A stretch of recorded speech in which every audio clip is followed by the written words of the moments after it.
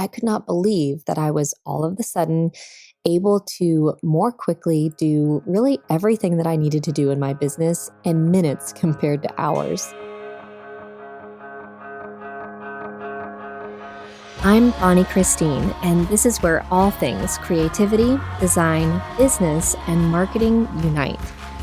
I'm a mama living in a tiny town tucked right inside the Smoky Mountains, running a multi-seven-figure business, doing the most creative and impactful work of my life. But when I first set out to become an entrepreneur, I was struggling to make ends meet and wrestling with how to accomplish my biggest dream of becoming a fabric designer. Fast forward to today, I'm not only licensing my artwork all over the world, but also teaching others how to design their creative life and experience the same success. I'm here to help you spend your life doing something that lights you up. I'll help you build a creative business that also creates an impact, changes people's lives, gives you all of the freedom you want, and is wildly profitable. Welcome to the Professional Creative Podcast. I want to talk about what I consider to be our most precious yet rarest resource. Any guesses as to what it is? Yep, it's our focus. I think in today's world where we're getting pulled in 1 million directions, plus we have 100 ideas swirling around in our heads at all times, our focus can be the hardest thing to really harness. However, if we learn how to do it, I think it's also our superpower. You know, as artists and entrepreneurs and leaders, we're constantly flooded with new ideas and interests and inspirations. And the challenge truly lies in narrowing them down to the focus that we need to get to where we want to go. You know, before I had children, I used to have all day to work. And I remember being busy all day and I didn't feel like I had any spare time. And so I was working a lot and very, very hard.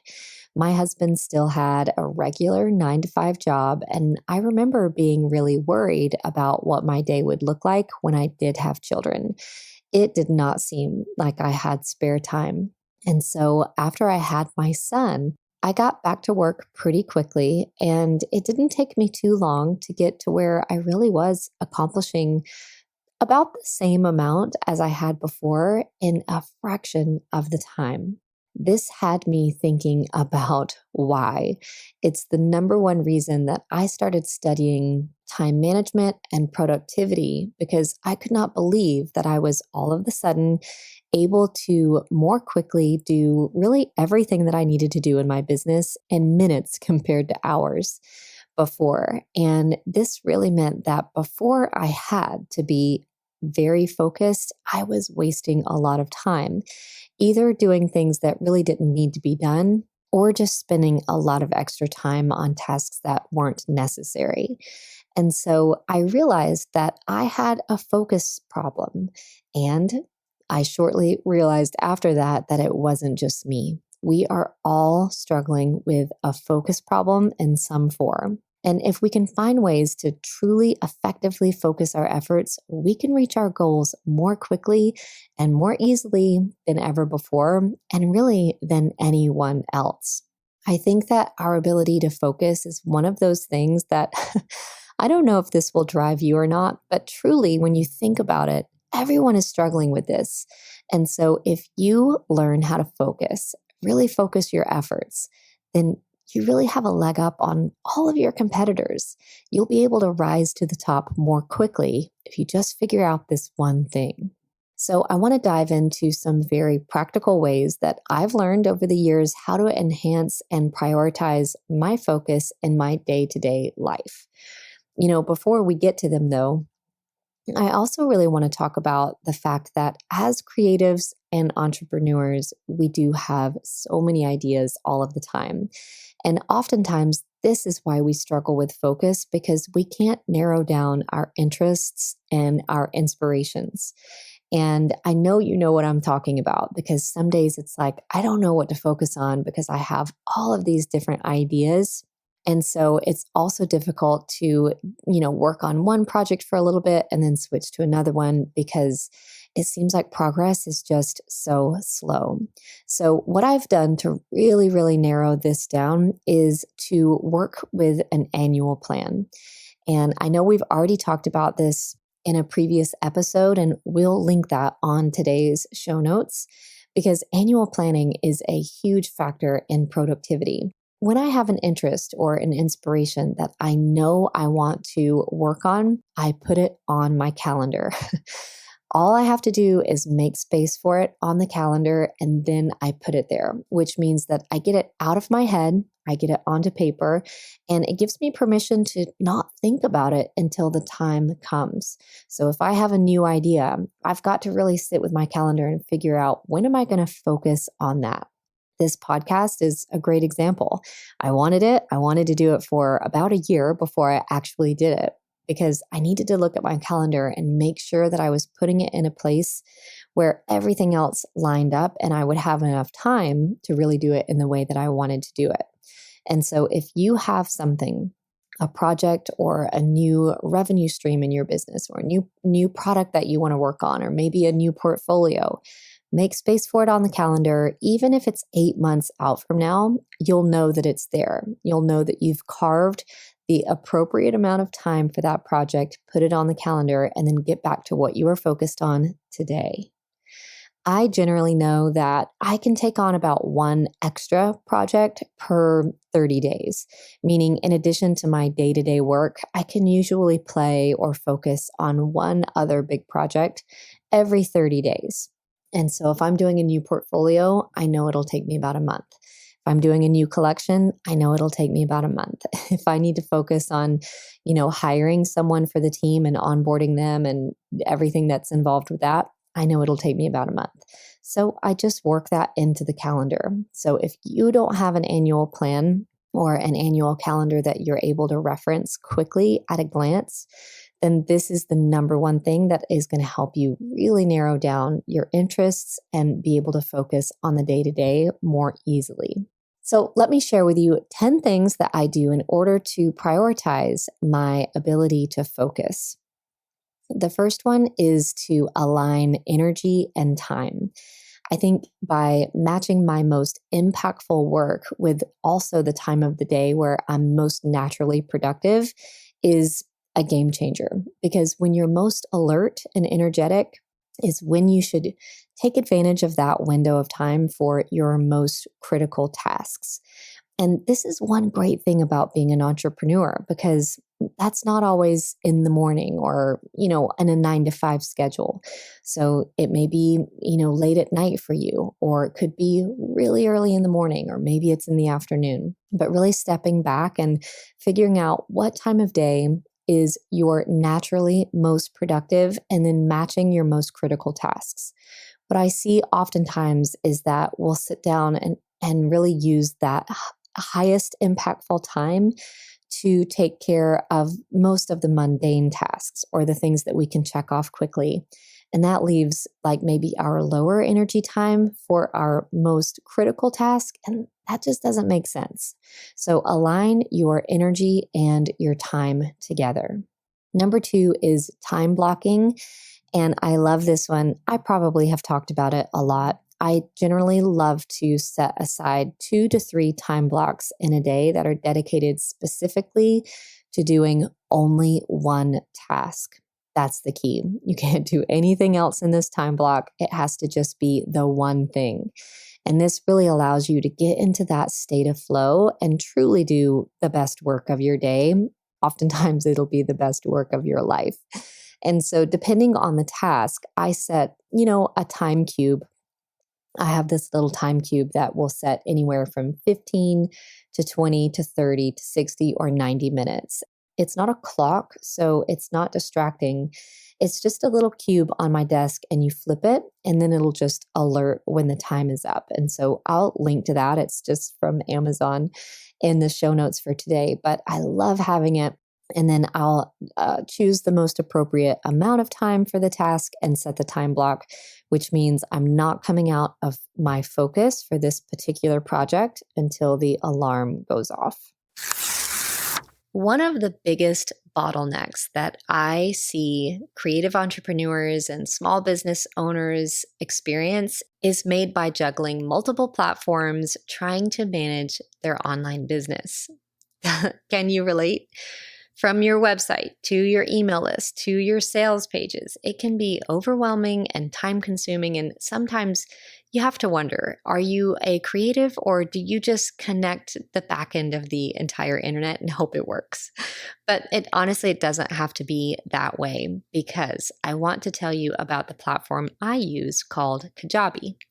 Kajabi is the all-in-one platform that I personally use to manage my membership, my online courses, my classes, my workshops, my sales pages, my opt-in pages, and honestly, even my actual website is hosted on Kajabi. And let me tell you, it's a lifesaver to have everything under one roof.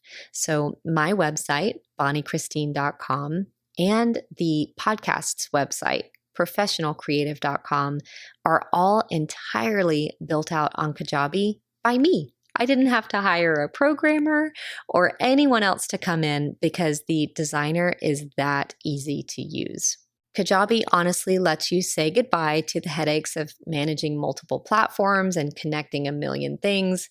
And it's like having a personal assistant for your online business, because it also has a super intuitive interface and easy to use tools that help you manage your courses or your memberships or your digital products.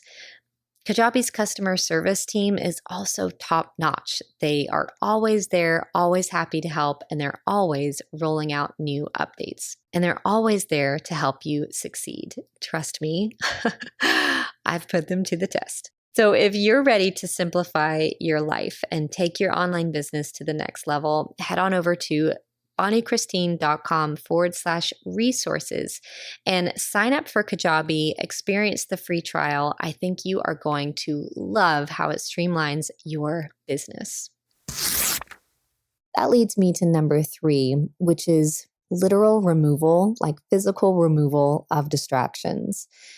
Your environment, my environment, influences our focus so much, and removing distractions like your phone or other temptations in your work area is going to be a game changer. So for me, I very literally have to take my phone and put it in another room, because I think I have willpower around my phone, but I can't tell you how many times I'll be in a project and it'll get a little bit difficult. And the next thing I know, I'm on my phone and I don't even know how I got there. It just happens. It's like my urge is just to reach for it and, check Instagram or something. So I have to remove it in order to really, really prioritize my ability to focus.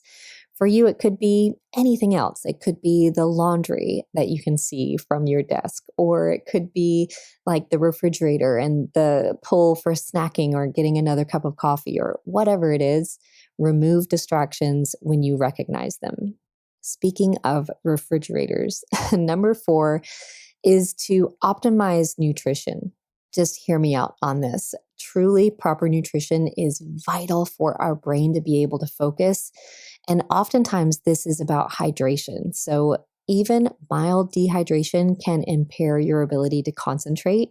You also need carbs in order to concentrate. And so I just find that if I'm getting hungry and I'm trying to do a deep work task, I will just not do it very well. And so optimize your nutrition, make sure that you're hydrated, make sure that you're not hungry when you're trying to do your best work, and it will help you be able to focus.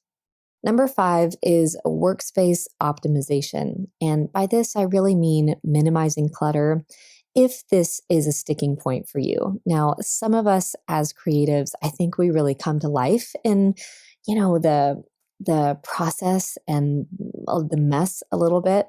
And so I do a little bit of both of that. If I'm creating art, I kind of like the mess. But if I'm at my desk and it's starting to get cluttered, you know what I mean, like with mail and uninspiring, tasks and to-do lists, then it stresses me out and it distracts me. So figure out what that is for you. I love a clean, well-lit, comfortable workspace, and it really, really helps me just be able to focus And I truly believe that wherever you work should be a sanctuary for your creativity. Go ahead and do yourself that favor. Number 6 is about doing just that one thing. I think that we all probably think we're pretty good at multitasking until you realize that you're just not. We are just not meant to multitask. This really sunk in for me recently when someone gave me the test to count up in numbers, but alternate my ABCs in between as quickly as I can. So, for instance, A1, B2, C3, D4. Because you know your alphabet and you know your numbers, but you get, I don't know, I got to like maybe number 8 and I couldn't do it anymore. And our brains just cannot flip flop in between those two tasks very effectively. And that's a simple project. So when we've got tabs open and different projects open and our phone buzzing at us and maybe people on your team needing something for you, then it's really, really hard to focus. And so there's great power in singularity. Multitasking might seem efficient, but I promise it leads to errors and overall decreased productivity. So just try this. Stick to one task at a time and prove it to yourself that you will create such better quality work if you're just doing one thing at a time.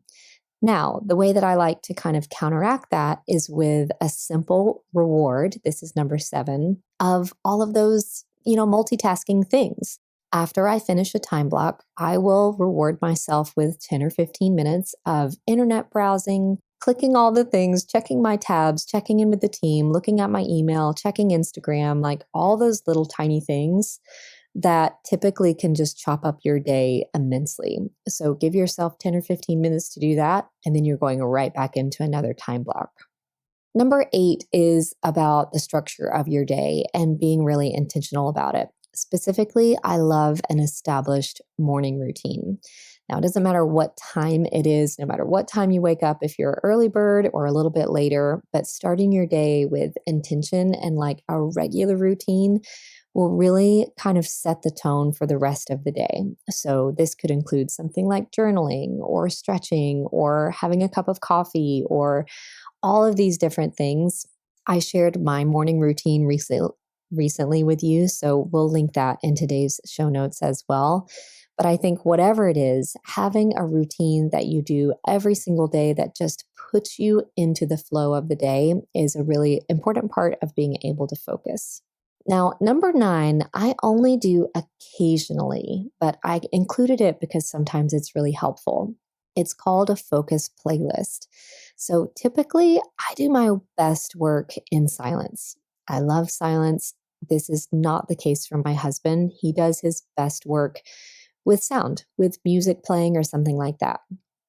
And so there is one type of playlist. There's one playlist on Spotify called Peaceful Piano, and it's my go-to when maybe I'm in a loud situation like a coffee shop or an airplane and I want to do some deep work. This peaceful piano will just really help me go deep into my thoughts. And so on occasion, I pull that out and use it. There are also playlists about like brain food, and there are some great apps I'm sure some of you are using as well. So whatever it is for you, but don't forget the power of a hyper-focused playlist, whatever will help you kind of get into the zone and help you maintain focus. Typically, this is something that's instrumental or classical, generally no lyrics, just something that really gets you into that zone. And then number 10 is something that I like to do. I'm calling it my paper dump spot. Okay, just hear me out and maybe give me a better name for this. But when I go into a time block, I like to keep a piece of paper next to me to jot down all of those things that are going to tug at my attention. And I'll just jot them down to come back to once I'm exiting that time block. So for instance, that thing I need to order from Amazon, or the, recipe in the back of my mind that bubbled to the top, I need to get basil on my way home. Like, it's amazing what will happen when you go into a time block. It's like the whole world wants to pull you out of it. And so those things will kind of bubble up in your mind, and you don't want to just dismiss them, because then you'll try to remember them and it'll distract your focus the whole time. But you also don't want to break and go add the thing to cart on Amazon that you just thought about. And so instead of breaking my focus, I just jot it down really quick. And sometimes I can't believe how much is on my dump paper at the end of the day, because I've just had all of these things pulling at my attention. And so I'll have them there, and then I'll use this like one session to just sit down and go through and take care of all the little things that popped up for me. Little reminders and to-dos that just love to, knock at the door of your focus. So those are my 10 things. As a recap, number 1 is align your energy with the best time of the day. Number 2 is time blocking. I have a time cube I will link in today's show notes that I love. Number 3 is physically removing distractions. Number 4 is optimize your nutrition. Make sure that you're hydrated. It affects your focus and ability to concentrate so much. Number 5 is workspace optimization. Number 6 is doing the one thing. This is about the power of singularity. Number 7 is rewards. Number 8 is to establish a morning routine to get your day started off right. Number 5 is perhaps try a focus playlist. And number 10 is your dump spot on paper. Just remember that our focus is not a limitless well. It is a precious resource that is so fleeting, and we need to nurture it and put it on guard as we venture on this journey together to be able to focus more and more clearly, rise to the top more and more quickly. Just remember to create the beauty that you want to see come alive in the world. And remember, there's room for you. Until next time, my friends, keep focusing, keep creating, and let's make the most of our time that we are at work and being creative. I'll see you next time.